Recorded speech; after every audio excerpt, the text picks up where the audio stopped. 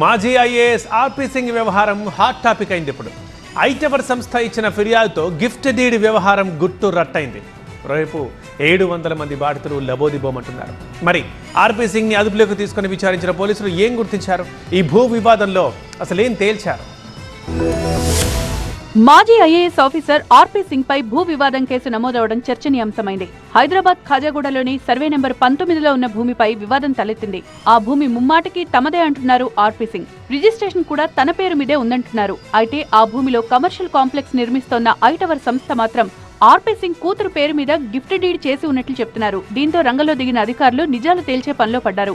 ఐటవర్ నిర్మాణ సంస్థకు ఒప్పందం ప్రకారం కమర్షియల్ కాంప్లెక్స్ కోసం ఇచ్చారు ఆర్పీ సింగ్. అయితే 10 ఎకరాల 32 గుంటల్లో 3 ఎకరాల 24 గుంటల భూమి వివాదానికి కారణమైంది. ఆర్పీ సింగ్ ఆ భూమి తన కూతురికి గిఫ్ట్ డీడ్ చేసినట్లు ఐటవర్ నిర్మాణ సంస్థ గుర్తించింది. అయితే కూతురు చనిపోవడంతో ఆమె భర్తకు తెలియకుండా ఈ గిఫ్ట్ డీడ్ ను ఆర్పీ సింగ్ క్యాన్సిల్ చేసినట్లు చెప్తున్నారు. అల్లుడికి తెలియకుండా ఈ వ్యవహారమంతా నడిపారని, ఇప్పుడు ఆ 3 ఎకరాల 24 గుంటల భూమిపై హక్కు అల్లుడి చేతిలో ఉందంటున్నారు. బ్యాంక్ లోన్స్ కోసం వెళ్లినప్పుడు ఈ విషయం బయటపడిందంటున్నారు. దీంతో అసలు విషయాన్ని దాచిపెట్టి డెవలప్మెంట్ కోసం ఇచ్చారని ఐటవర్ సంస్థ ప్రతినిధులు ఆర్పీ సింగ్ పై ఆగ్రహం వ్యక్తం చేస్తున్నారు.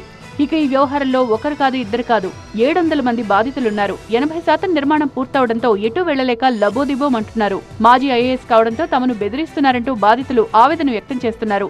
ఆర్పీ సింగ్ కి బిల్డర్ కి మధ్య వివాదంలో తాము ఇరుక్కుపోయామంటున్నారు. అయితే ఇన్వెస్ట్ చేసిన వారిలో కొందరు ప్రజాప్రతినిధులు, బ్యూరోక్రాట్స్ కూడా ఉన్నట్లు తెలుస్తోంది. ఆర్పీ సింగ్ అనే ఒక ఐఏఎస్ ముసుగులో, 3 అక్షరాల ముసుగులో పూర్తిగా ఈ బిల్డింగ్ ను సర్వనాశనం చేయడానికి కుట్రలు బన్నుతూ మా అందరినీ మోసం చేసిండు, బిల్డర్ని కూడా మోసం చేసిండు. ఈరోజు 600 కోట్ల రూపాయల స్కామ్ చేయడానికి ప్రయత్నం చేస్తూ ఉన్నాడు. 2000 కోట్ల రూపాయల ఆస్తి, 18 లక్షల స్క్వేర్ ఫీట్ ఉంది ఇప్పుడు అతనికి అక్కడ.